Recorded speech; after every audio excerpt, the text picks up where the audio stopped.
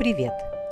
Сегодня я покажу вам нечто необычное и удивительное. Это находится на вершине вот этой горы, которая из-за своей формы называется Усеченная или Столовая гора.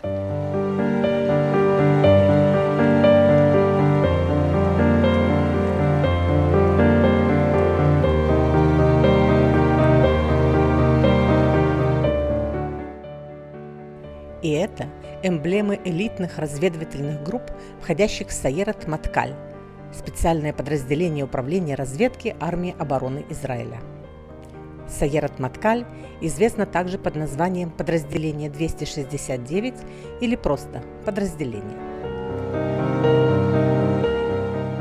Основная задача подразделения – антитеррористическая деятельность и освобождение заложников.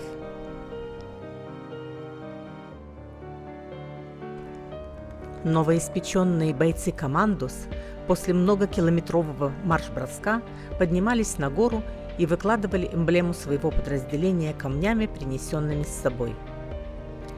Это происходило в 60-80-х годах прошлого века, пока инспектора охраны природы это не остановили.